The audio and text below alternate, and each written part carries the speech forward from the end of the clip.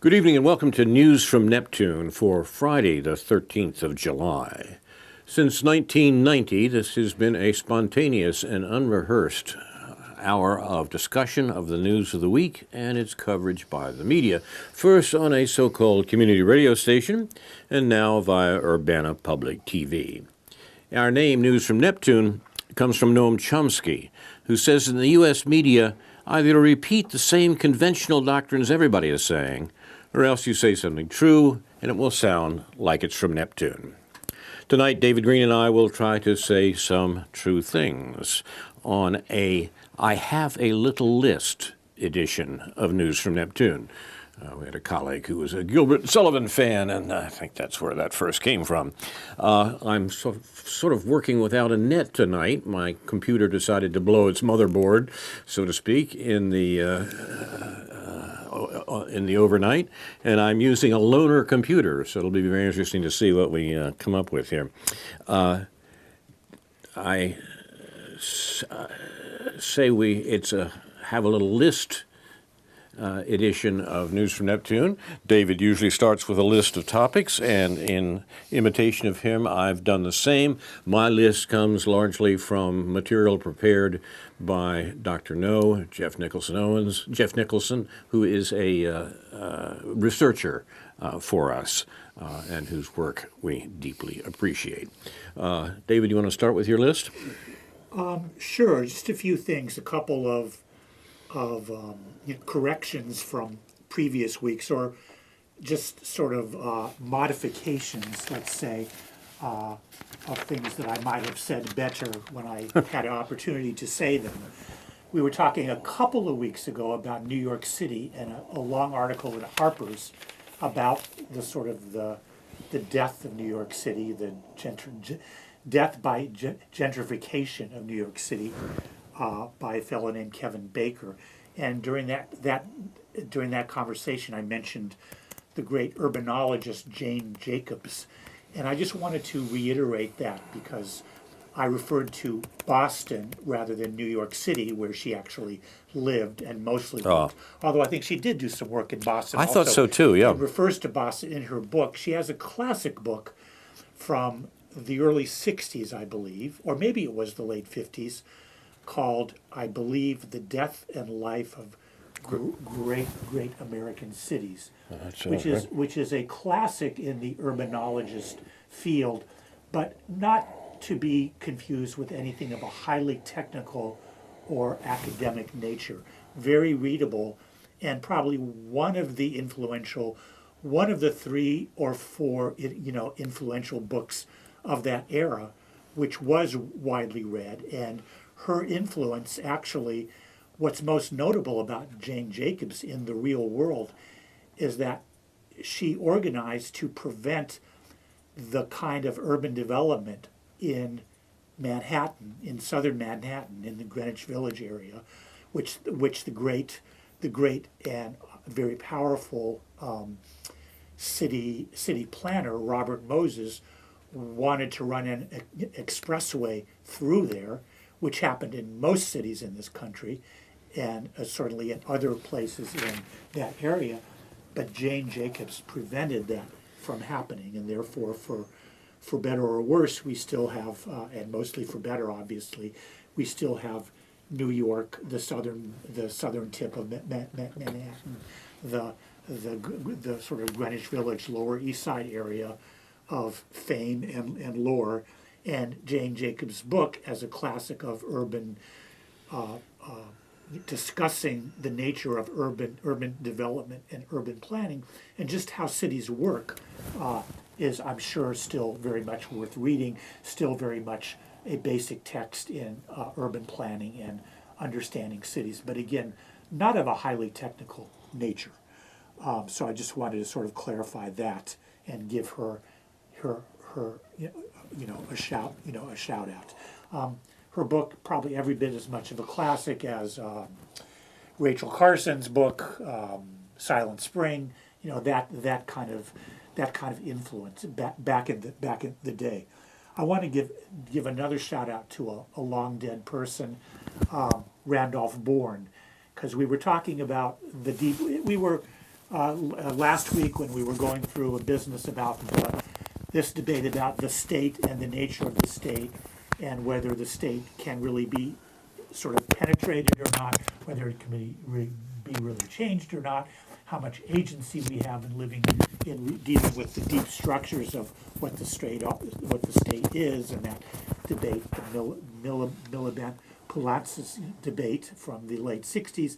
I think one name that might have been brought in there in terms of understanding what the origins of the understanding of the deep state and the war state and the war party, we have to refer at least back to Randolph Bourne during World War I, an opponent of World War I. He coined the phrase, war is the health of the state.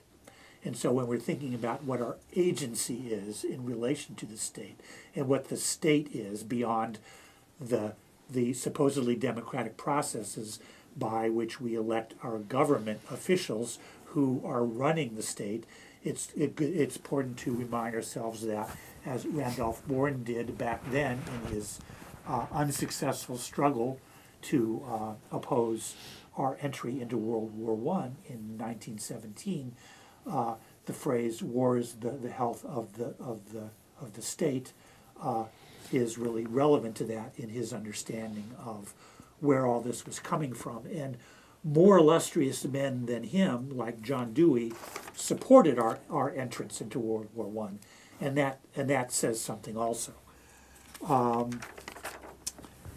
So I passed around on the piece discuss list this week. I passed around a New York Times editorial, or I referred people to a New York Times editorial in support of NATO, and NATO is on everybody's mind this week as Trump is in Europe, or was in Europe, I guess still is in Europe, and the assumption among the ruling class, among the very important people, the very serious people, of course, is that NATO is a bulwark of positive American influence in the world, of American interests that cannot be questioned.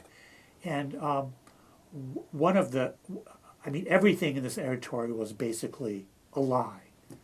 And one of the lies that kind of sticks out has to do with the post-World War II era, with the Cold War, and why NATO came to be in the first place. And of course, that's greatly misunderstood in terms of what the threat of the Soviet Union was at that time, what the nature of that threat was, whether military or in other ways. But the assumption is always that NATO somehow protected Western Europe.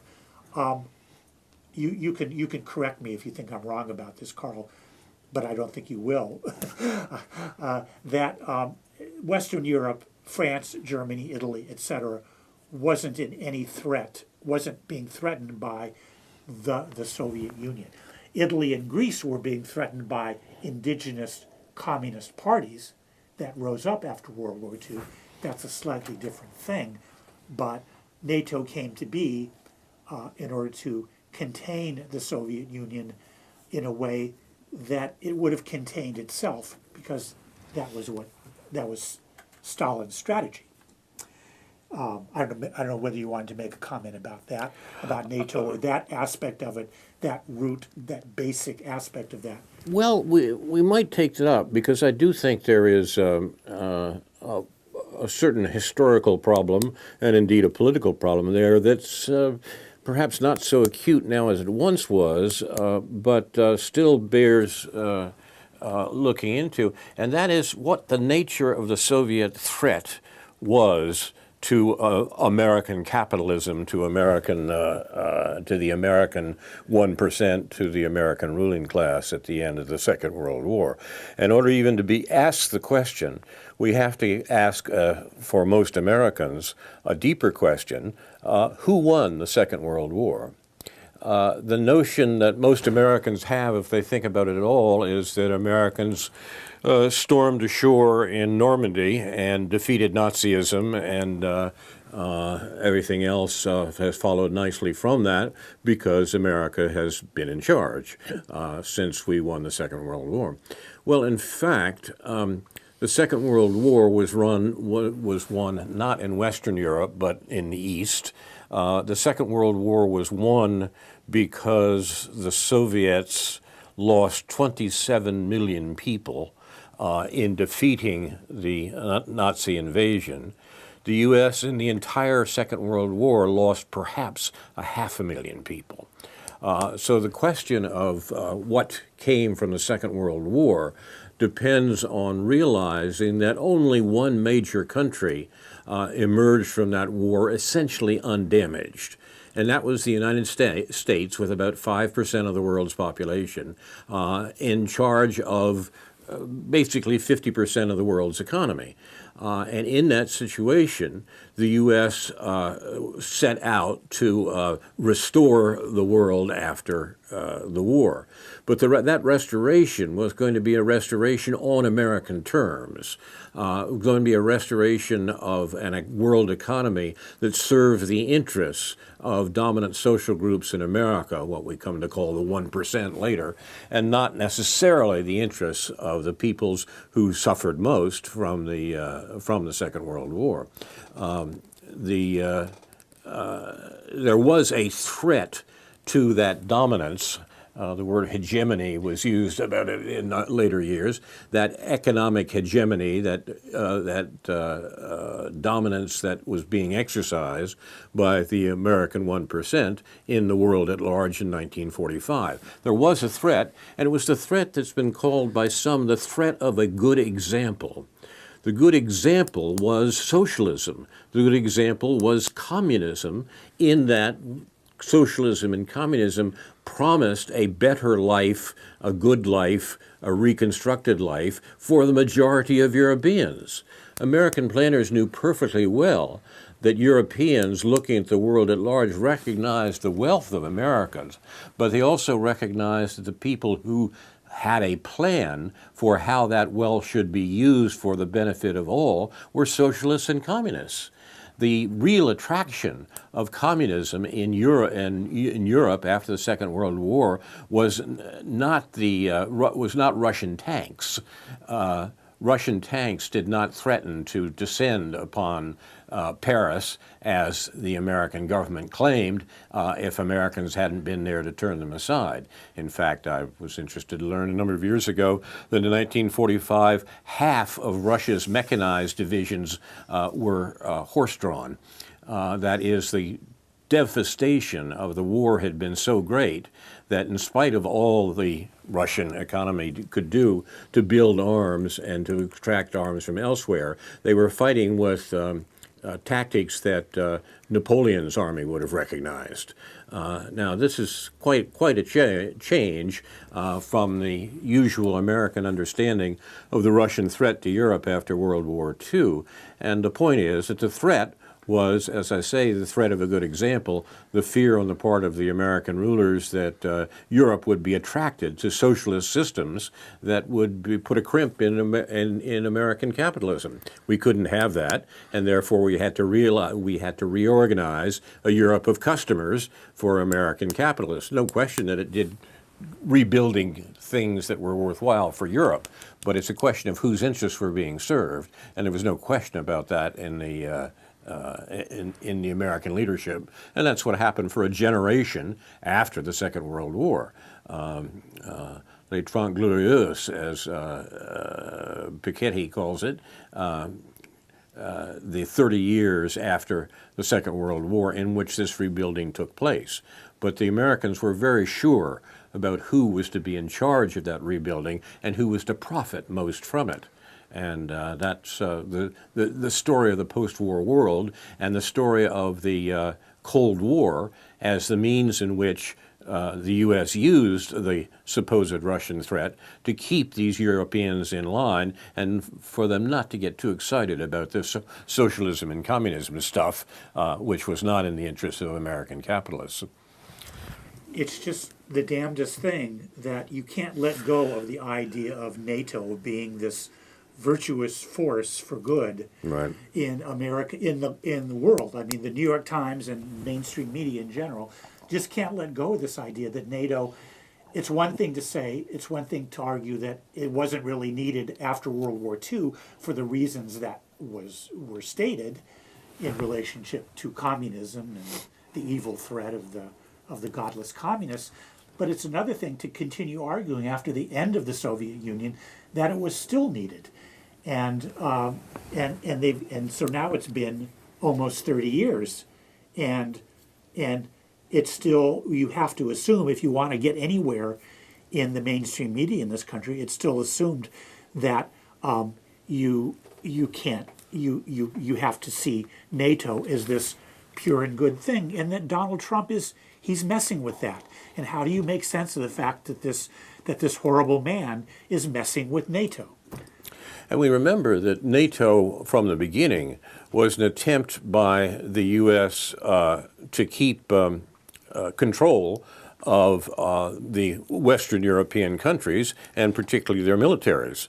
To this day, the U.S. uses NATO as basically an auxiliary military for the NATO forces as auxiliary military forces for the U.S. Do you know, for example, where most NATO troops are fighting today? Afghanistan. Afghanistan is the war that the U.S. has been carrying on for 15 years, and we have been using German troops to do it for us. American troops are there too, but the important point is to see the extent to which NATO is incorporated. Has nothing to do with defending Europe, as it was advertised at the beginning, but has to do with American military hegemony throughout the world. The control of NATO forces is bound up with the control of Western Europe, which, of course, the U.S. won in the Second World War. There was some shock and surprise in the American media this last week when a poll revealed that a majority of Germans wished the American troops in Germany would go home. There are American troops, a large number of American troops in Germany and military bases and elsewhere, 73 years after the end of the Second World War. The Germans want them to go.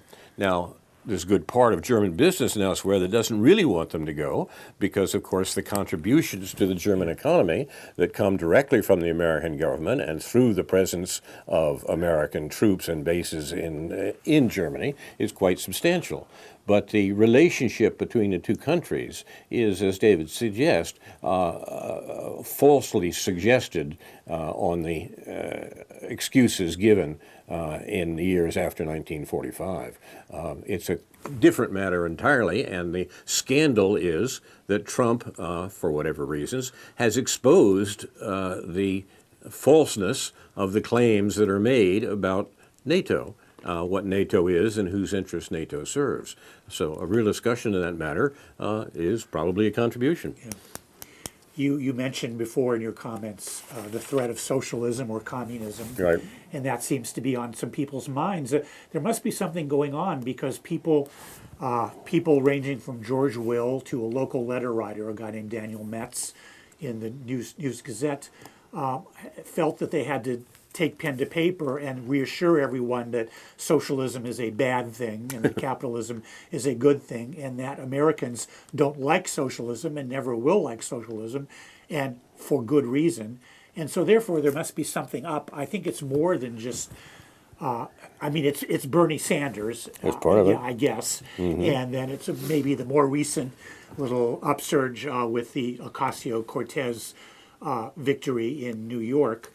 But I ponder, as I think about using my allotted 250 words per month to respond to this, how to approach this. Not that I don't have any doubts or any uncertainties as to what's wrong with capitalism and what would be right with socialism, correctly understood.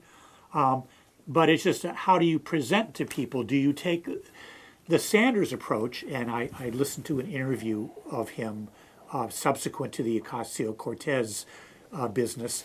I listened to an interview with him, about an hour-long interview that he did on the podcast, The Dig, with his fellow Daniel Denver, which is sort of connected to the Jacobin website and so forth.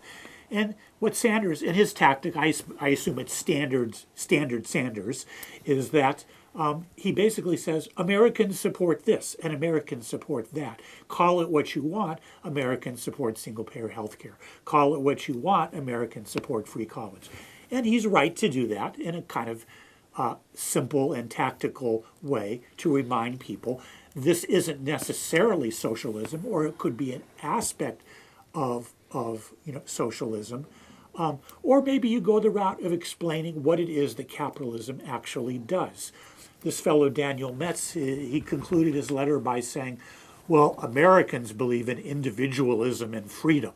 And people that believe in individualism and freedom can never believe in socialism and communism. What about Cuba? What about Venezuela? What about the Soviet Union? Or he might have even said Russia. I'm not sure if he knows that Russia isn't socialist anymore. But the question is whether you emphasize what socialism really is, or what capitalism, what Noam Chomsky calls really existing. What does he call it? RECD, R-E-C-D, really existing capitalist development. What it really is. But let's just look. I don't know. As my mind wanders around, I was thinking, well, let's compare the infant mortality rate of the United States and Cuba. Okay, we don't have to defend everything about Cuba. We don't have to deny that it's a poor country. But let's just look at the infant mortality rate of a society with socialized medicine, with socialized health care. Well, it's about 3 lower per 1,000 than our own country. Cuba's was, I think, somewhere between 3 and 4 per 1,000, where we're somewhere between 6 and 7 per 1,000, which is pretty low in the developed world. The countries with the lowest infant mortality rates are, of course, as you would expect, the Scandinavian countries, the Scandinavian social democratic countries, Norway, Sweden, etc. But even a poor country, those are rich countries, but even a poor country like Cuba, with a GDP, a per capita GDP of something like maybe 6,000 or whatever it is, whereas we have like 50,000. Why do we have a infant mortality rate 3 per 1,000 higher? In real concrete terms, you're talking about 120,000, if my math is right. We're talking, given our population and 3 per 1,000 and about 4 million babies born per year, we're talking 4 million plus. We're talking about 120,000 babies are born that die in this country that would presumably live under the Cuban healthcare system. Whether that resonates with people, I don't know. People do want single-payer health care. There's different ways of talking about socialism in terms of single-payer, Medicare, for all, a national health service like what they have in Britain, in which the government actually runs the healthcare system. But you can apply those models to whether it's to healthcare, education, housing, and so forth, and you could find countries where homelessness and student debt and infant mortality rates are not the problem that they are in this country. And it is just such a doggedly propagandistic mentality that denies these basic facts about capitalism and socialism once we get beyond the scare quotes of Cuba, Venezuela, the Soviet Union, and so forth. You've been listening to News from Neptune. We are presenting little lists. David has a list that he's just run through of things that the week's news suggests, important political matters that we should indeed attend to. I have a similar list drawn largely from Dr. No's notes, Jeff Nicholson's account of the news of the week and important issues in that. The top of his list is some discussion of something we don't hear much of in American news. And by the way, these notes will be put on the Facebook page for News from Neptune, and you can consult them in detail there. He's talking about sweatshop labor and exploitation, both here and abroad. The way in which the rapid growth of inequality and accelerating inequality in the U.S. is based upon the exploitation of labor heightened by 40 years of neoliberalism, once again, at home and abroad.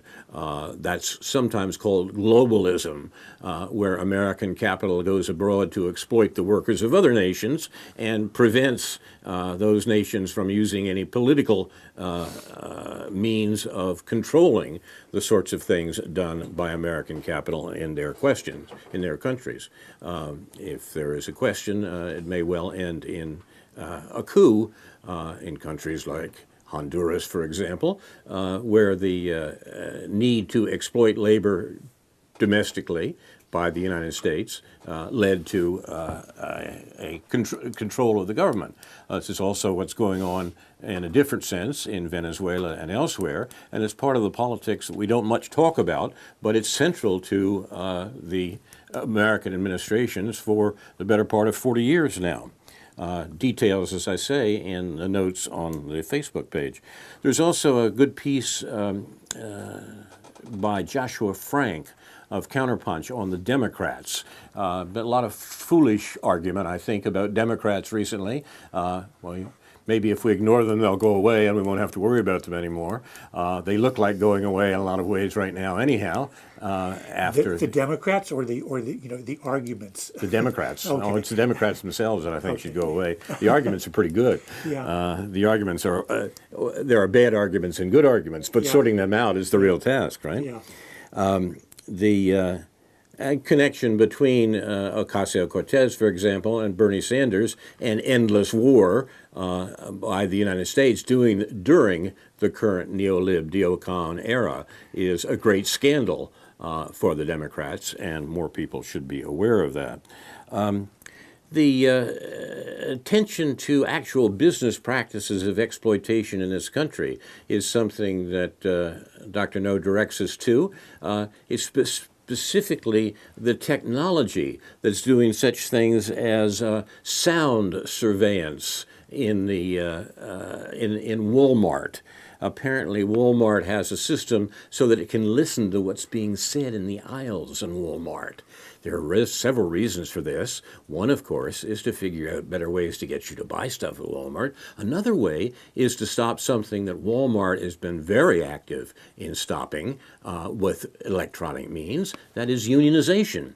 Walmart was a pioneer in cameras throughout its establishment, so that if any unionizing attempts should occur in the parking lot and so forth, Walmart officials would be aware of it. Now they're using the sort of sound technology that, those little things they'd show you on television that tell you turn the light on or call your brother or something like that, The sound technology, sound spying, is being instituted throughout these large commercial enterprises like Walmart in order to make sure that wrong things are not being said.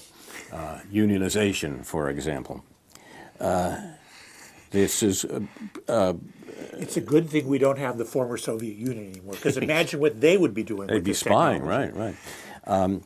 There is an important film about the previous version of this sort of activity called The Corporation from 15 years ago. Yeah. Charles Kernigan was responsible for this still quite relevant account.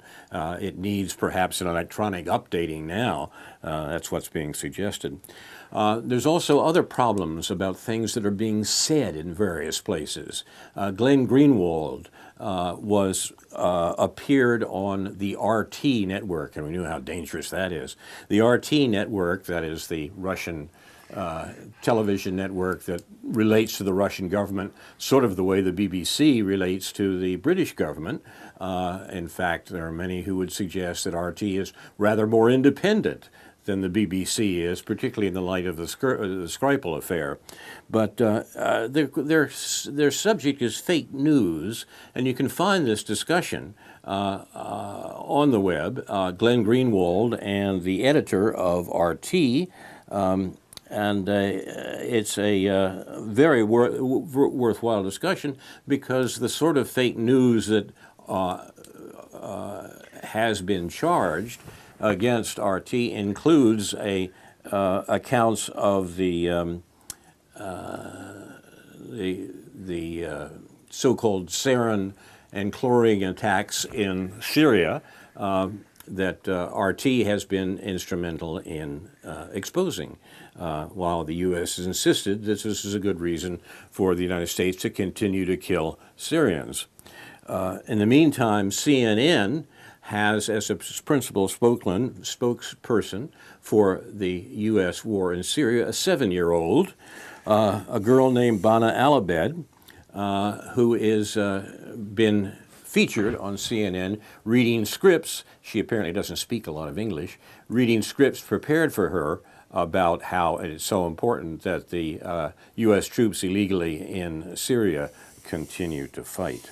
This is Dr. No suggests that those with a long memory might recall the first Gulf War in 1990, which was presented to Americans by a 15-year-old girl who said, oh yes, when Saddam Hussein's troops moved into Kuwait, they took babies out of incubators and left them lying on the floor to die. Teary accounts of these presumed tragedies, these presumed war crimes, were broadcast all over. Turned out later that the matter had been made up by Hill and Knowlton, the advertising firm that had been acquired to sell the war to Americans, and they were using as their spokesperson the daughter of the Kuwaiti ambassador to the United States. She was not identified, of course, as such, and that the story was a lie. But it was a lie that sent Americans, most of whom then as now had no idea quite where Kuwait was, to say, well, of course, we've got to send people to kill, we've got to send soldiers to kill people in Kuwait because they're taking babies out of incubators. Time-honored technique, but one that has, unfortunately, an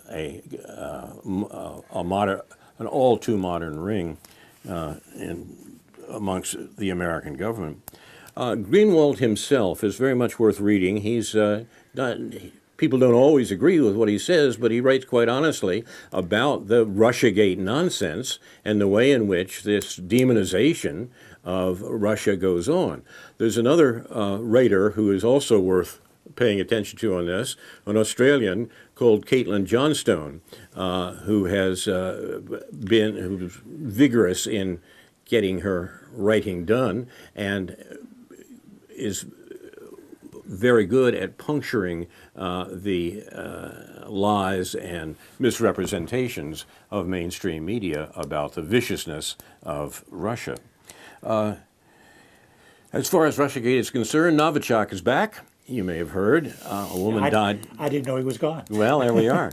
A woman died in Amesbury, England, from what is supposed to have been a new Russian chemical attack. It comes very appropriately at a time when people were having trouble believing in Russiagate and having trouble believing in the British government, for that matter. The thing to read on this is the ex-British ambassador Craig Murray, who has difficulty getting his stuff before an American audience and even before a British audience. But the peculiarities of these Novichok newbie poison attacks in England are very great, and you know, something's fishy about the entire business. The idea that one woman has now died of this simply just encourages the Russiagate people to say, see how vicious Russia is, they're killing people in bucolic southern England for purposes that we're not clear on, but at least are clearly vicious and should be opposed. David mentioned the British government's activities. The 70th anniversary of the National Health Service in Britain is worthwhile attending to. Dr. Noah has some notes on this. The important thing to see about this is that it feeds into the Brexit argument. The National Health Service, it's suggested, which was instituted by the socialist government in England at the end of the Second World War. Remember, at the end of the Second World War, they tossed out Winston Churchill, the great hero of the Second World War, in part because they blamed him, quite appropriately, for the war. The British electorate decided that they wanted socialism in some areas, particularly vital areas like healthcare. Same arguments going on generations later now in this country. But the British accomplished it. And it was suggested one of the reasons they accomplished it is that they didn't have a constitution that stood in the way. The attempt to do what British socialists did in 1945 and 6 to establish the National Health Service would have been illegal and impossible, literally unconstitutional in the United States. But Britain, not having a constitution and having a parliament which is omnicompetent, as they say, that is, the parliament can decide what the laws are, were able to do it. This had been predicted by an old man sitting in the British Museum and writing articles in the middle of the 19th century when he said the English working class had an unparalleled resource in that they don't have a constitutional bloc, and if they do win political power through the parliament, they'll be able to introduce socialist measures like a national health service. That turned out to be exactly the case, and what we see now in Britain is an attempt to roll back this advance that the UK had, and on the whole, it's looking fairly successful. Finally, these were lists we were going to start the program with, right? Finally, there is a silly man, literally that's his name, in Iraq, the new American ambassador to Iraq. Remember, we had a little disagreement with Iraq and had to kill 1 million of them in the last 15 years in order to get them to see the virtue of the American way. And here's what the American way demands, according to Ambassador Silliman of Iraq. Washington has 4 demands in order to recognize the next Iraqi prime minister. Washington says, 1, 30% of all the oil in Iraq should be American-controlled, and it's up to the U.S. to do with it what it wants. 2, Washington must have full access and control of Iraqi banks. 3, all business and trade between Iraq and Iran must cease. Now, the U.S. is calmly saying, by the way, we killed 1 million of you a decade ago, and we'll do it again, unless you admit the control that we fought the war to achieve. This is, I think, I have not seen this reported anywhere in the American press, and it is part and parcel of American war making, the politics that goes on under the surface while we're worried about foolish FBI agents and things like that. So that's my list. Maybe, yeah. I mean, maybe it's a sort of a trivial comment to make in that regard. But sometimes I think that these ambassadors who get appointed, get sent over, have a little bit of and I realize this person probably isn't doing this on his own, but no. But still, it's like they have a certain importance. If you had ambassadors coming up from the Foreign Service, like in the quote-unquote old days, they probably wouldn't do stuff like that because they kind of understand how things work. But you get these people who go in there and think, well, I'm new here, and these people are gonna do what I tell them to. I don't know. Maybe that's not a very accurate comment, but that just who are these people Trump is sending to Iraq? I mean, do they know what they're saying? Do they have any background in understanding that country or what the situation is? Well, Is it just some donor that got sent over there? yes, but it has much more to do, I think, with the first point, that is the American policy, which is not really varied since we started killing people in Iraq. I mean, this has less to do, in a way, with Trump. I mean, the scandal, as far as the American government is concerned, is that Trump said what the American government was actually doing, and you're not supposed to admit things like that. Trump says, we killed people in Iraq, why didn't we take the oil? Yeah. Well, no, Donald. Right. You're not supposed to mention the fact that we were there to take the oil. Yeah. But now the ambassador, who represents not just Trump, of course, but the American government, goes there and says, by the way, we're taking 30% of the oil. Yeah. So, yeah, Trump has always been dangerous to the American political establishment because he says things that aren't supposed to be said because they're true. And the oil in Iraq is just this week's example. Yeah. I was, let's see, a couple more related, but not specifically related points. I mean, it's worth mentioning Mexico, and perhaps in the context of talking about Britain and Corbyn and so forth. What are the real more solidly based social democratic movements that are on the rise in the world right now? And that would have to be Britain under Corbyn and Mexico with the recent election of AMLO.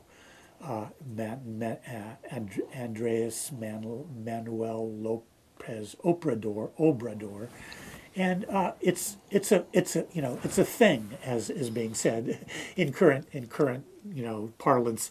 It's actually a thing that this fellow got handily elected from a left leaning or a leftist party in the context of Mexican history and the dominance of the centrist and right-wing parties, meaning the corporate elite parties in that country. I'm no expert on Mexico. I'm no expert on what the prospects are of AMLO being able to accomplish a few basic, solid, social democratic measures within the context of Mexican politics. The people who I respect about Mexico, a couple named a couple of commentators. One is Laura Carlson, who you hear on a lot of the interviewed on some of the leftist podcasts and the Real News Network and so forth. Another fellow named John Ackerman, who's been interviewed on the Real News Network about this. People who are there and who actually have an understanding of these things seem to think that AMLO is a real thing and a real positive thing and a real harbinger of positive things. And of course, what he's going to be dealing with, obviously, is the whole NAFTA issue and how to unwind all that in a way that might benefit both the Mexican and U.S. and Canadian working classes, and how you're going to deal with the drug war and the ongoing drug war and the effect that has not only on Mexico but on the Central American countries who send the refugees partly as a result of this drug war.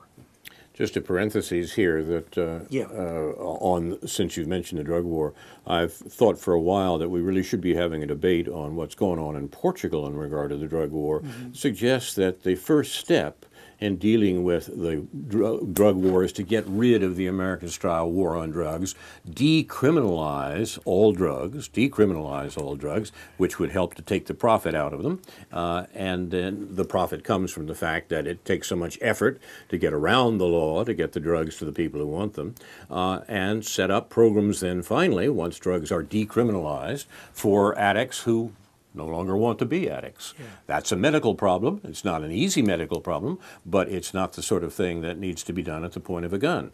So I would suggest the first step in this regard, and it has implications, obviously, for the organized cartels and whatnot in Mexico is to take the profits out of what they're doing by decriminalizing those drugs on both sides of the border. And that means primarily, of course, the United States. That's a long and important discussion. It's one I think we should be having. As far as I can tell, we're not having it. And we even have a living, breathing example of where this has worked, and that is the country of Portugal. Yeah. And let me just footnote for our notes and just for general comment. I was attracted to a couple of articles on the Current Affairs website by this fellow who we referred to previously, Nathan J. Robinson. He writes long-form articles, usually sometimes that imply a fair amount of reading and historical research. Two of note that he's had up in the last couple of weeks, and these are on the Current Affairs blog, not on the quarterly journal that you have to subscribe to and pay for. One about the New York Times coverage of the rise of Hitler and the Holocaust, and the lack of alarm that the New York Times evidenced in its coverage of the rise of Hitler in the 1920s and 30s, and the Holocaust, obviously, in the 1940s.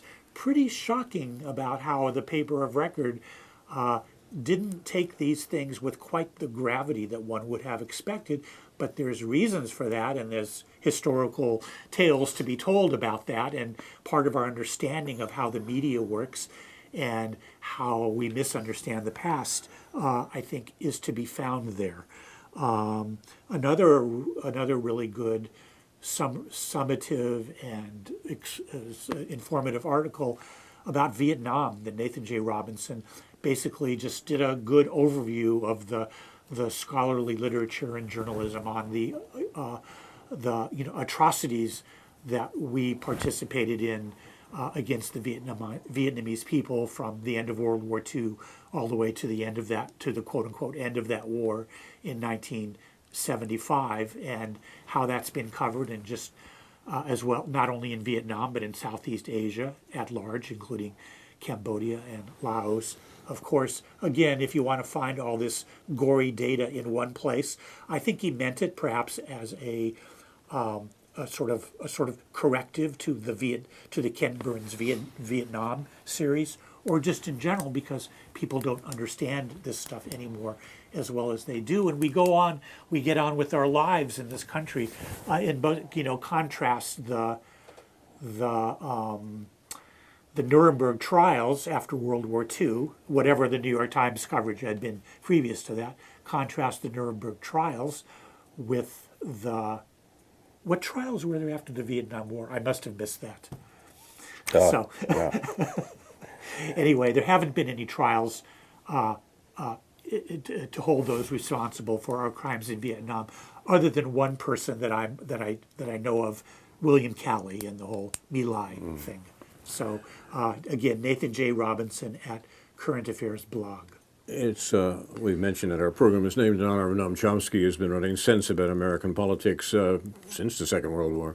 Chomsky has pointed out that the Nuremberg trials of leading German political and military figures after the Second World War resulted in the execution of a good number of German officials on the charge of launching aggressive war. The supreme crime, according to Nuremberg, was launching a war of aggression. Chomsky pointed out that if the Nuremberg principle were applied to post-war American presidents, that is, presidents elected after 1945, all of them would have been hanged. All of them would have been executed because they, too, violated the Nuremberg principle of launching aggressive wars. And if we think about recent American presidents, Chomsky made this remark 5 years ago or something, a little more than that, 10 years ago perhaps. The American presidents of the last 10 years would all have been executed if they had been subjected to the same sort of trials the German officers were, that because they too have launched aggressive wars. The president who's elected on a end the war ticket in 2008 turned out, that is Barack Obama, turned out to be the first American president actually to be at war throughout 2 presidential terms. Even Roosevelt couldn't manage that. All of the earlier American presidents who fought wars and so forth had at least some time in their presidential term when they were not at war. That wasn't true of Barack Obama. So Chomsky's point that if the Nuremberg laws were enforced, all American presidents since the Second World War would have been executed, continues down to the present moment, and it's hard to deny that Donald Trump would not fall foul of that too. One last obiter dictum. We've still got about almost 10 minutes, I think, actually. Big pardon? We've got about 10 minutes. Yeah. Okay. I've suggested before here that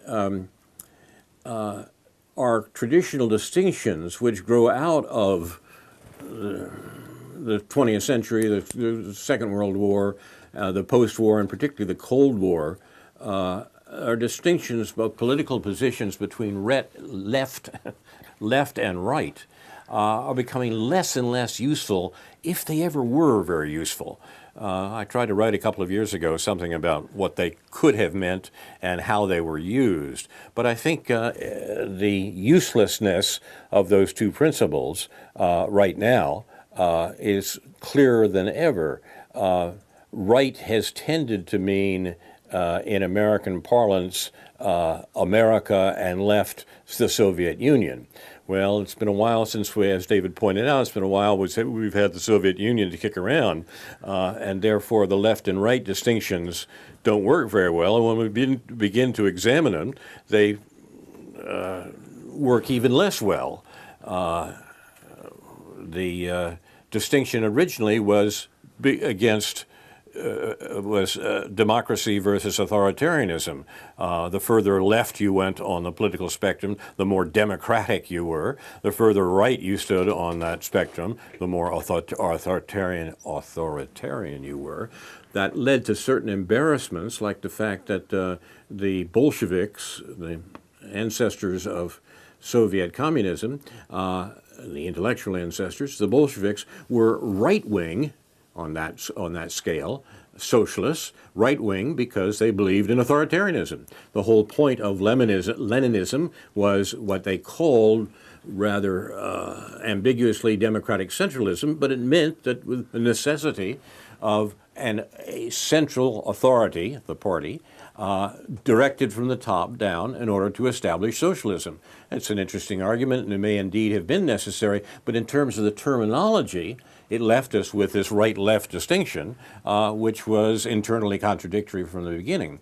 I suggest that if we want to use these sweeping political descriptions right now, to describe, say, the new Italian government or the new Mexican president or something like that, we dispense with right and left and talk about, as David suggested a moment ago, corporate governments, that governments run for the interests of the dominant economic groups in the society, which in these days are corporations. We talk about corporate governments as opposed to populist governments. Populist governments being those that say they speak for the people at large over against the corporate rulers of that society. Corporatism and populism gives us a difficult but more accurate distinction, I suggest, than left and right. And on that grounds, the example that David started with, AMLO, the new Mexican president, is clearly a populist precisely because of his opposition to the corporate control of the Mexican government. It was true under the Popular Revolutionary Party that controlled the government for so long. Yeah, I haven't really read that carefully. I did read one New York Times article about something like the 5 takeaways of AMLO's victory in Mexico, and they're having trouble with AMLO. The propagandists are having trouble with him because they don't know how to pigeonhole him. There we are. In that way. They can't kind of frame him a socialist firebrand like Chavez in Venezuela. They can't obviously put him down as a right-wing populist like the various European figures right now.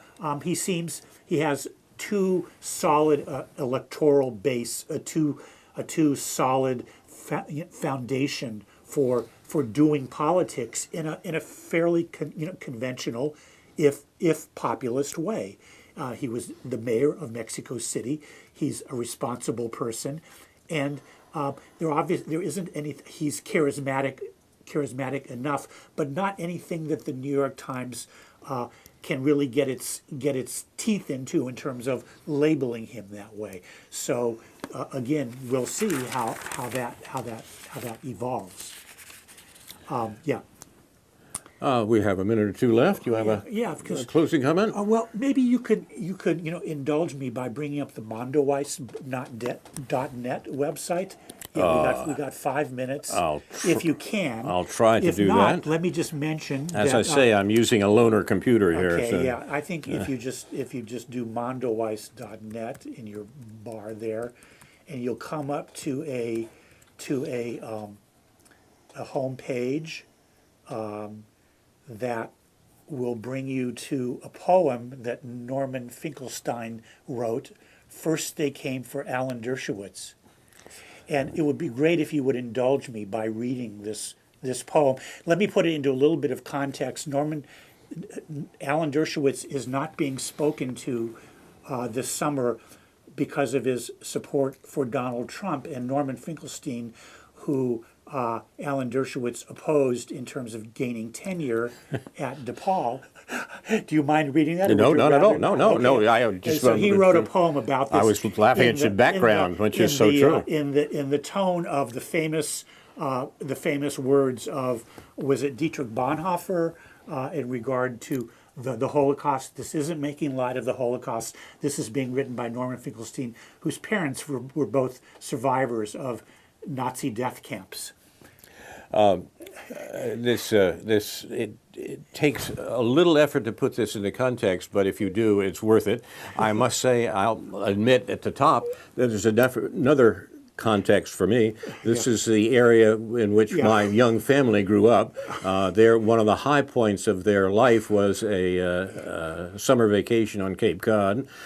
We were more than once on the Vineyard and elsewhere, and my kids remember that very fondly, even though the family was forced to relocate to the Midwest. So here we have... What we're talking about here, though, is very rich people's dinner parties. Exactly. Maybe I wasn't invited. Maybe that's what happened. Yeah. First they came for me in Martha's Vineyard, but I was in Nantucket. Then they came for me in Nantucket, but I was in Cape Cod. Then they came for me in Cape Cod, but I was in Bar Harbor. But then they came for me in Bar Harbor, and I was in the Hamptons. Then they came for me in the Hamptons, but I was in Coney Island. Coney Island. I no longer cared what befell me. And I guess the subtext is that Coney Island is where Norman Finkelstein lived, in Brooklyn, in Coney Island, Brooklyn. But anyway, maybe a little insider politics, but I thought it would be worth having a little fun with that. Finkelstein has been publishing a lot on Mondoweiss lately, just short form stuff, not all like that, but some stuff subsequent to the Gaza massacres and so forth. And it's a good thing that he's on Mondoweiss, because he's not really part of the Mondoweiss family, so to speak. He doesn't buy into the general ideology of Mondoweiss in terms of some of the things we've talked about in this program, but still it's good that I think he and Phil Weiss are friends, and it's good that he's having an outlet there for whatever mood he happens to be in. And we should say that you have been watching News from Neptune, brought to you each week under most circumstances by the good folks at Urbana Public Television. Carl Estabrook and David Green talking about the news of the week and its coverage by the media. Inshallah, we will be back next week with a new edition of News from Neptune to remind you, in the words of Edward de Vere, what's past is prologue, what to come, and yours and mine is charge. In the meantime, confusion to our enemies and a good night to you.